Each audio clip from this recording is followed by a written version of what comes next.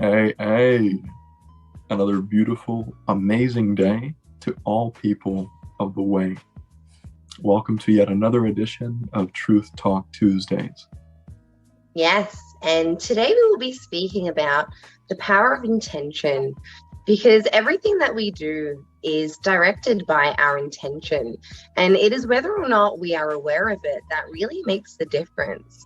So, if we are Mm, aware of our intention, we are able to direct it in a way that serves us. But when we are not aware of our intention, we are subconsciously just allowing it to be directed by our circumstances and our surroundings. And that's not always going to be for our betterment. yeah, absolutely. And it could even be more than likely, most of the time, to our detriment, due to the fact that we live in, at present, a very disconnected society from all the things that really matter in life when it comes to our spirit, when it comes to our intuition, when it comes to the general way in which we want to live our life. And Mhm. we can say that our intention is like the fuel. It is the fuel behind our goals, behind our ability to manifest what we want in life, behind our ability to create the reality that we want to experience and enjoy.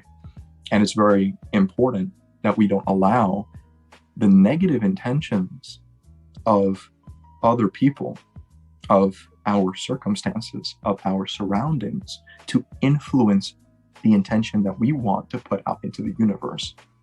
Because our intention is like the language that we use to communicate with the universe, and the universe will reciprocate the intention that we put out there. And so we wanted to talk with you guys about a few things we can keep in mind to reground ourselves in the intent that we want to put out. So yeah, one of the things that we can keep in mind when it comes to putting out a very powerful intent into the universe is gratitude.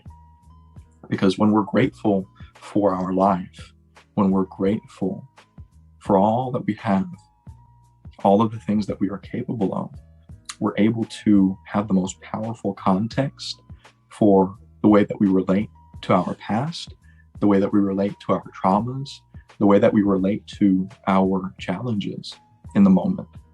When we're grateful, that gives so much more power to our intention. And everyone feels that. When you have good intentions, when your intentions are rooted in gratitude and your desire to bring the best out of yourself and those around you, everything and everyone reciprocates that positivity. And so gratitude is very important, isn't it, honey?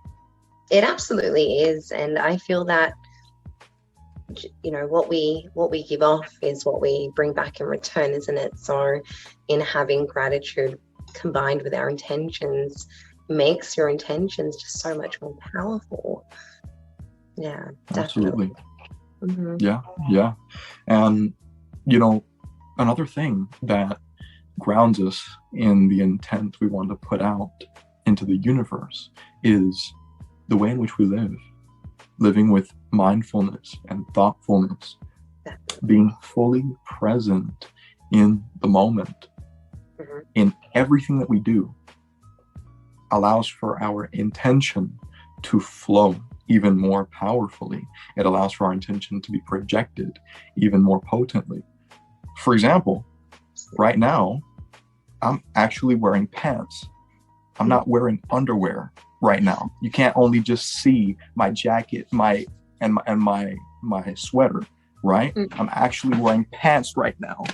The reason for that is because in everything that I do as a man, I do consciously. So you can get the funny, albeit tempting thought out of your mind that I'm just wearing a top and I'm wearing underwear. That's not the case. Confirmed. I'm wearing pants and boots. And so you do everything mindfully. When you do everything mindfully, when everything that you do is done with presence, is done consciously, your intent is felt. And it comes out in the way that you carry yourself, the way that you express yourself. one of the examples that comes to mind of a culture and a people that do this are the samurai. If you watch the movie The Last Samurai, which is another one of our favorite films, you see how the samurai do everything with mindfulness, presence, thoughtfulness, grace, finesse, elegance. Yeah. Everything that you do in life is meant to be done with intention, because that allows for you to move even more powerfully through life. As a man, when you move with intention, the world feels it. As a woman, when you live with intention, the world feels it. You're your most vibrant, your most powerful, your most confident, your most magnetic when you live with intention. A bit of advice. Awareness of that intention. Yes. Yeah, absolutely. A little bit of advice to all of the fellas tuning in. When you live with intention, your energy is grounded. And so when you're getting at a woman that you find attractive, that has an energy signature that speaks to you, when you make your intention clear, when you're grounded in the fact that you're not only wanting to resonate and communicate with her for your own desires, for your own pleasure, you make your intent known that you want to bring out the best in her, in communicating with her, that you communicating with her is a gift that she wouldn't have experienced otherwise. You want to bring out the best in her and the world around her. It's not just her. Your intention goes beyond her. It is grounded in your sense of purpose as a man. And all of that is felt. It makes the world of a difference in a society filled with men and filled with people that are not grounded, that don't have a clear intent for what it is that they do and why they do it. And I guess that's also because they're never present. You know, people are just, they're not present in the now. Too many people are worrying about the past, they're worrying about the future, and, you know, how do I get to this stage or that? And people just forget to be present and live in the now, you know? And so I guess when your thoughts are just scattered all over the place, how can you be grounded, you know, and be present and be strong in your intentions? You can't be. You need to come back to the now, because ultimately all we have is now, right? It's an ever-ending cycle of right now. Yeah. You know? There's only ever this moment. There's only ever right now, right here and now. And breath, our breath, our connection to our breathing. Before we started recording, I had Samantha breathe deeply with me. And I want to do that every time we start working on something, every time that we're about to begin recording, because it puts her in a grounded mental state. It puts her in a grounded state of being. And it does the same for me too. Breathing is how we reground ourselves in the intention we want to put out. And so the way we breathe throughout our day, it makes the world of a difference when we breathe deep as opposed to breathing shallow breaths. When we fill the deepest, lowest part of our lungs and allow for that air, that oxygen to fill up our chest and our throat, savoring that breath of air for just a couple seconds and letting it all out. That clears our mind and reminds us of exactly what we are doing, why we're doing it, and how we're going to do it. That's right. So the quality of our breathing has a lot to do with that as well. And another point I wanted for us to talk a bit about with the fam is how important it is to find inspiration in the things that we do, in the books we read, the movies we watch. Isn't that right, baby girl? Oh, absolutely. Yeah, definitely. Because we can get so much from them. And again, it's being present with what you're watching, isn't it? What you're listening to, because there is a lot of messages in all these things that we expose ourselves to, but for most people, it just goes completely past them. They just think, yeah, I am just watching a movie, or I am just listening to this music, and I am enjoying it, but you're not grasping the meaning from it. There is so much that we can take. And yeah, just being present with that and seeking for the messages, I guess, will really help you. Yeah. Yeah, absolutely. Is that what you Absolutely. And Yeah. yeah, absolutely. And the books that we read, the music we listen to, other people's creations that come from the same place that we do through the way that we live allows for their spirit to leave its mark on us, to leave its imprint on our soul, so that we can then work off of where they left off in our own unique way, creating something new and leaving our mark and our influence on the world that leaves it a better place than we found it.